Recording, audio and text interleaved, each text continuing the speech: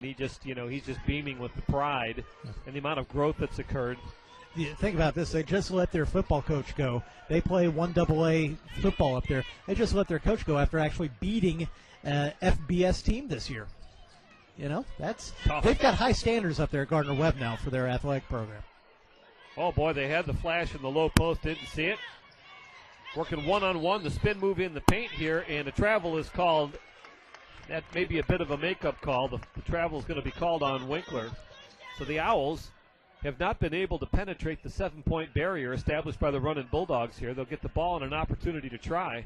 Capellan had a chance to nudge into it with a couple of free throws, but couldn't get either one to go. It's basically been a 12-3 run to start the second half. So Farrar out top. Capellan with a move inside. Gideon goes right into the chest of the defender. The shot won't go, but she'll shoot a couple. That foul will go against Winkler, and if I'm not mistaken, it's her first. It'll be the team's 6th. And you are correct on that, Dave.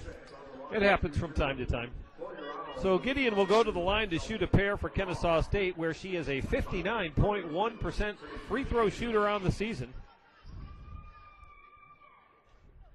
That one looked, but wouldn't go down, and the foul shooting starting to become somewhat of an issue here. Shooting all over is becoming an issue for Kennesaw State. 3 missed free throws in a row now. Kennesaw State shooting 5 of 10 from the charity stripe in this contest. So Sandra Vaikute comes back in for Gardner-Webb, and for Kennesaw State, Christine Wiley checks back in. So the interior tall play returned to the ball game there. The Owls lead, the Gardner-Webb lead now cut to 6. Now we see Vaikute is all the way up top with Wiley. That just leaves the middle wide open. It becomes a race of who can get there to get a rebound. Kennesaw State just getting beat on the glass there, gave up 2 offensive rebounds and now commit a foul. And they're just getting out hustled there on the glass there, and Pope will go to the line. The foul for Kennesaw State will go against number 12, Angie Smith. It's her first. It's the team's 4th. That was pretty simple there. They just pulled Wiley out, guarding Vaikute. Player drives into the lane. Vaikute follows, and it's whoever gets there first is going to have prime position for the rebound, and Vaikute just beat Wiley to the spot. First free throw for Pope is good, where she is now 3 for 5 on the season. Well, sometimes the old tricks are the best tricks, right? Pull the low post player away from the basket and see what frees up. Not exactly new basketball strategy, but effective. Pope good on both of the free throws, and now the lead back out to 8 for Gardner-Webb. Yeah, Kennesaw State only 4 points so far here in the second half. They've got to find a way to get some offense going as this goes on. The kick out, Gideon goes right underneath, and she's going to be fouled by number 23, LaTroya Pope. That'll be her 3rd. It's the team 7. No matter there, that's in the act of shooting, so she should shoot a pair. Kennesaw State will go to the line. Gideon will shoot a pair here. And these things have to start going down here, partner. Indeed they do. First one is good.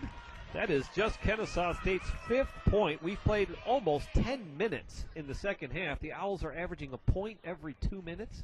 Ouch. And again, the free throws don't go in, but Chelsea Farrar grabs a rebound, but Kennesaw State just can't take advantage. Good job there by Wiley to not linger a little too long there. The lead back down to 7. The running Bulldogs taking their time setting up the half-court offense. The Hudson sisters work their magic around the arc. They look down low, but Wiley's doing an effective job. The head and shoulder fake. Gideon stays with the shooter. The wild shot goes up. It's like a grenade toss almost. Kennesaw State clears the boards and come back the other way, and they got numbers if they press it. That time Mills got rid of the ball a bit quicker and is going to allow for an open shot for Farrar driving the lane, but she just can't get it to go. Can't fault the shot selection. She was point blank, just couldn't get the shot to go. And that is the story of the half here for KSU. And now Gardner-Webb is starting to take some air out of the ball. They're slowing it down. Well, I say that, and then what do? They just drive straight down with a quick kick inside, but Vaikute couldn't make the little shot. Well, they actually got away with it because Vaikute, on another note, might have actually dunked that basketball. They're gonna blow the whistle because the ball hit the rim, but the shot clock didn't reset, and now they reset, which just complicates things when they do that. Yep, it does. Yep, we have replay. Yes, we're going to get to use our replay system, Dave. Isn't this exciting? Isn't this so exciting? Our first historic use of the replay system at Kennesaw State. Oh, wow. I'm so glad I'm here for this moment. And there go the officials over to the table, and that's exactly what they're going to look at here and find out exactly how much time should be reestablished. And this will be the first official application of the technology. And just in case you don't know it, Matt Lestar and his group, the group that brings you the managing partnership that produced these shows here that will enable you to watch it, also in on the implementation of this technology. So this is a big moment. If it goes dead and it doesn't work, we're going to blame Matt for it, right? Now, the cool thing about this is I don't think anybody really knows how this works. So we're going to see how well this really works for the officials, because you got Dr. Pope over there who was there for part of the setup but doesn't really know what's happening. I don't think. You got the officials there trying to figure this out.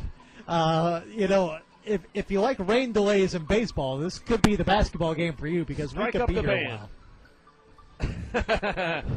It is a good look at head coach Rick Reeves as he has a talk there with Sean Good. And he's getting a laugh out of it because he knows, nobody knows what they're doing with this thing. It's nice that they've got it implemented, but, unfortunately, we don't exactly have IT professionals over there running this system, so... Not running it, just installing it. Just setting it up. Both coaches are going to take this opportunity to gather their teams. This is basically a free timeout. And use it as a timeout, yeah, sure. We'll have another timeout in about a minute with the media timeout. So here we are, 39-32. KSU trails by 7. Gardner-Webb is already over the first hump in terms of fouls. They've committed 17. The Owls with just 4. Gardner-Webb with 4 timeouts remaining, and the Owls with just 3. But, partner, none of that really makes any difference because, quite frankly, the Owls just cannot put the darn thing in the hole. They've scored just 5 points in 11 minutes of play here in the second half, and I got to ask you, what do you do to bust the drought? I don't know what they're going to do to bust the drought. I would hope that, the looks are good that they're getting. They're getting good looks. It's not like you can really fault that. We apparently figured out everything, and the application of the replay system works to perfection, and they've got 22 seconds now on the shot clock. What a historic moment in the Atlantic Sun Conference history. They took the time. They got it right. That's what the technology was implemented for. So we're back underway, and now Gardner-Webb has just 10 to shoot. But getting back to your point, Dave, you can't fault the looks Kennesaw State is getting. They've just got to start making them. And the three-pointer, and again, the drive and the dish.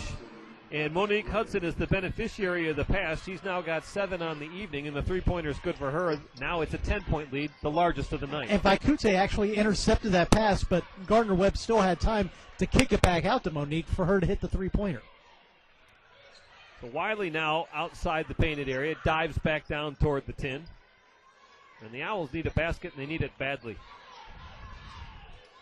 Smith now's just got 4 to shoot. She crosses over at the top of the lane, gives it up. Gideon with the shot, and no foul called, all ball, and that's a shot clock violation, and the Owls' offensive woes continue. Kennesaw State, like we've said, only